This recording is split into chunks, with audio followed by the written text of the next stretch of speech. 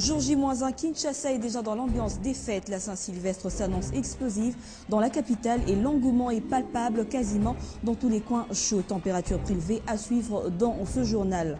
2011 prend fin, l'heure est au bilan. Le ministère des Finances a présidé la réunion de la Troïka politique, réunion à laquelle ont pris part différentes personnalités politiques. Veille à ce que les performances de 2011 soient reprises en 2012 et l'objectif que les membres de la Troïka se sont fixés. Les détails dans ce journal. Et puis relance des activités fluviales en RDC. La société commerciale des transports et des ports passe à la vitesse des croisières. Le bateau Kotakoli, récemment réhabilité, effectue son deuxième voyage sur le fleuve Congo à destination de l'Équateur. Nouvelle édition du journal. Bienvenue à tous sur Télé 50. Kinshasa est déjà dans l'ambiance des fêtes. La Saint-Sylvestre s'annonce explosive dans la capitale. L'engouement est palpable quasiment dans tous les coins chauds, notamment au marché central de Kinshasa. L'année 2011 prend fin ce 31 décembre. Les différentes institutions de la RDC établissent déjà leur bilan et la dernière en date est le ministère des Finances qui a présidé la réunion de la Troïka politique. Les différents membres de la Troïka présents à cette réunion ont pris l'engagement de veiller à ce que les performances de 2011 soient reprises en 2012. C'était hier vendredi. Suivez. C'est ce vendredi, le 30 décembre 2011, que les membres de la Troïka politique ont participé à leur dernière réunion de l'année 2011, présidée par le ministre des Finances Matata Ponyo. Une rencontre qui a permis de passer au peigne fin différentes matières dont la situation économique et financière récente et l'état de réalisation des critères quantitatifs du programme élargi du gouvernement. Une occasion pour ces experts congolais de faire le point sur le cadre macroéconomique stabilisé et très rassurant. Signalons que l'évolution économique indique une stabilité sur le marché de biens et services, y compris le marché d'échange. Dans ces domaines, l'inflation hebdomadaire a enregistré une tendance baissière. Elle s'est située à 0,04% au 18 décembre contre 0,08% au 11 décembre 2011. La monnaie nationale, le franc congolais, continue à s'apprécier de manière exceptionnelle face au dollar américain. Des données qui réconfortent la position du ministre du Budget Jean-Baptiste Ntawa, du vice-ministre des Finances Joachim Bicho et du vice-gouverneur de la Banque centrale du Congo. Cette rencontre a été une véritable opportunité pour l'Agence nationale de présenter ses vœux et restituer les efforts qui ont été fournis au cours de l'année. Le travail que nous avons abattu est un travail appréciable parce qu'il est quantifié. Nous avons des niveaux d'inflation contenus dans les limites acceptables. Nous avons un taux de croissance, parce que c'est là la finalité, qui tourne autour du 7%.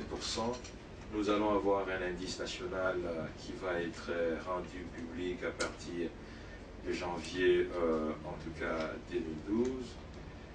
Bref, je crois que globalement, les choses se sont bien passées. La collaboration entre la Banque centrale et le ministère des Finances et du Budget a été un élément déterminant. Pour rappel, l'engagement a été pris pour que les performances de 2011 soient répercutées en 2012, et cela au profit de la croissance de la RD Congo et de l'amélioration des conditions de vie de la population. Sachez également que le ministère du Budget a soufflé sur ses 25 bougies. À cette occasion, Jean-Baptiste Ntawa a tracé le parcours de son institution. Plusieurs personnalités politiques étaient présentes. Reportage. Le ministère du Budget a soufflé sur ses 25 bougies ce 28 décembre au salon Lubumbashi du Grand Hôtel Kinshasa.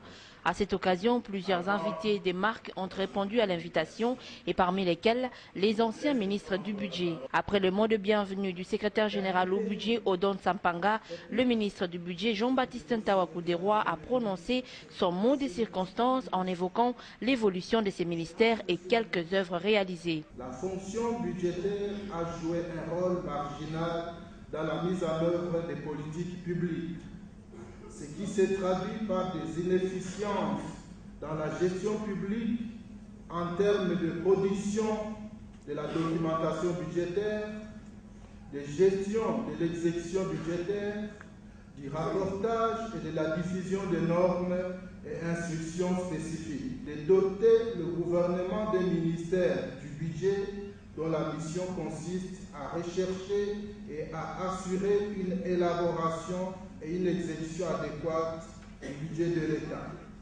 L'occasion était également à la présentation du magazine d'information Écho du ministère du Budget par Madame Baedila, secrétaire générale administratif de l'IFASIC. Magazine qui a été porté sur fonds baptismaux par le vice-premier ministre Luis Koyagalo, représentant le premier ministre Adolphe Muzito, lui-même ancien ministre du Budget. La double cérémonie s'est clôturée par la distribution symbolique du magazine.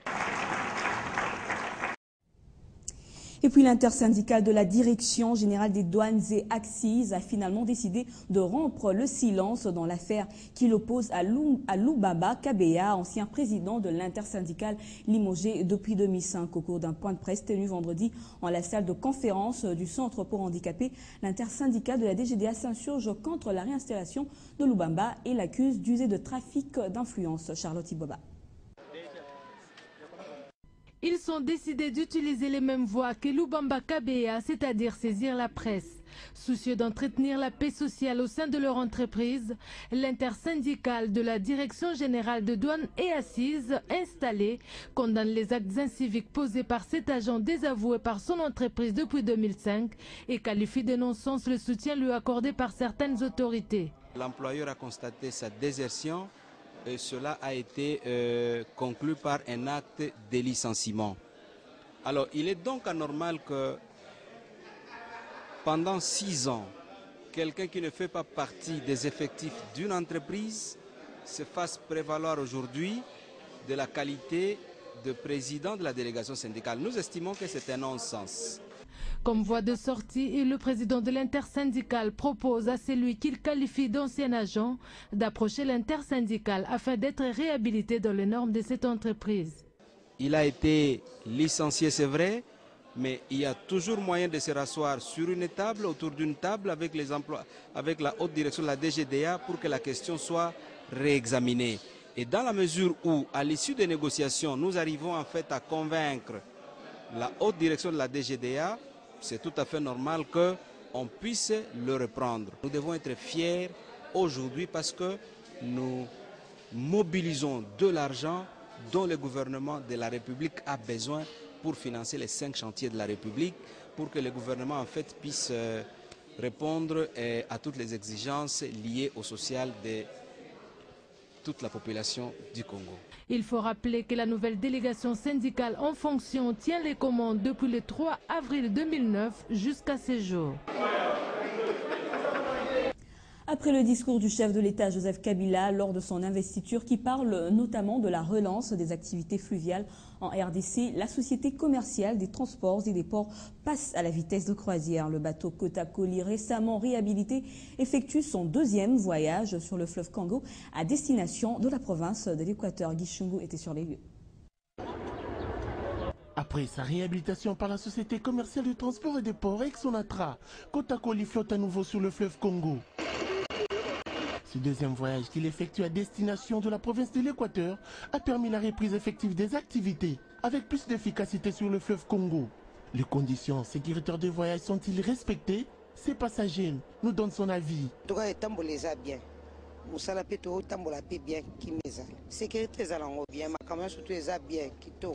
Kotakoli, bateau de transport de marchandises mais aussi un moyen de déplacement pour les Congolais. Les passagers s'imposent à nous. Il n'y a pas d'autre possibilité sur le fleuve. Et vous voyez, quand ils sont ici, nous avons à peu près 8 barges. C'est plus ou moins un village. Nous ne pouvons pas contrôler tous les contours, mais les nécessiteux viennent. Mais de toutes les façons, ici, ils sont mieux transportés que sur les petits bateaux privés. Le seul problème soulevé, c'est le curtage du fleuve, le déclarent ses capitaines. La première difficulté, c'est le balisage. Parce que sur tout le long du fleuve, le balisage n'existe plus pour le moment. La réhabilitation de ces navires est l'une des préoccupations du chef de l'État, Joseph Kabila Kabange, qui par la révolution de la modernité milite pour le bien-être des Congolais. Rendons-nous à présent en province, précisément Kasaï-Oriental, où l'inspecteur divisionnaire de la police nationale congolaise de Mbuji-Mayi a tenu une causerie morale avec les policiers pour que ces derniers assurent la sécurité de la population en marge des festivités de fin d'année. Détail dans cette correspondance de Chris Machibikoufwa depuis Mbuji-Mayi. Plus de 850 policiers ont pris part à cette causerie morale tenue par le commissaire provincial de la PNC, Kasaï-Oriental, ce vendredi 30 décembre 2011. D'entrée de jeu, le général Passane Mouchi Diav a félicité ses pairs pour tout le travail abattu sur terrain avant, pendant et après les élections du 28 novembre dernier. Encore une fois de plus, la police a prouvé qu'elle est apolitique. Tous les candidats présidents de la République qui ont été des passages en Bujumaï ont eu à bénéficier des services de la police sans tenir compte de leur tendance politique. Ensuite, le numéro 1 de la police au Kassai-Oriental a déploré les multiples visites domiciliaires dont sont victimes les paisibles citoyens ces derniers temps. Et c'est avant d'inviter ses troupes à beaucoup de discipline et de professionnalisme sur terrain. Les éléments de l'ordre devront désormais appréhender tous les conducteurs en état d'ivresse et ceux qui ne respectent pas les codes des routes afin de prévenir les accidents en ces jours de fête. Sur le plan sécuritaire et en rapport avec les festivités de Nouvel An, certaines mesures ont été prises, dont le stationnement des véhicules, l'intervention dans les points chauds de la ville et l'interpellation des éléments de l'ordre en divagation. Par la même occasion, le général Passane Mouchidiav a présenté à l'assistance 8 sacs de chanvre saisis par la police et qui seront incinérés dans les jours qui suivent. Et pour bien passer la bonne année, la PNC Kassai-Oriental a bénéficié ce même vendredi une bonne assistance en vivres de la part du gouverneur des provinces Alphonse Ngoyi Kassanji par les billets des secrétaires de cabinet adjoints. Le commissaire provincial de la PNC Kassai-Oriental a eu des mots justes pour remercier les donateurs. C'est un grand signe d'un père pour ses enfants. Cette police, c'est une police qui dépend de l'autorité locale. Depuis que je suis ici, tous les moyens avec qui j'interviens, je sécurise la population d'Est Kassaïenne, viennent du maire du gouvernement provincial, en la personne de son excellence Alphonse Ngoyi Kassanji. Encore une fois, il a témoigné devant sa police qui vient de sécuriser les élections couplées présidentielles et législatives. Cette police qui était sous-acteur de la ville de Mbujimaï pour remettre le calme. Ce calme qui est encore précaire et que nous demandons que nous construisons ce calme à toutes les communautés est-kassaïennes. En sport, c'est depuis hier que le comité olympique congolais a lancé officiellement les deuxièmes journées de réflexion. La professionnalisation du sport congolais est donc le thème retenu pour ces journées de réflexion. Kazikula pour les détails. Après une première édition réussie de première journée des réflexions du comité olympique congolais du mois de décembre 2010, le COC a lancé vendredi la deuxième édition au siège de cette fédération de fédérations dont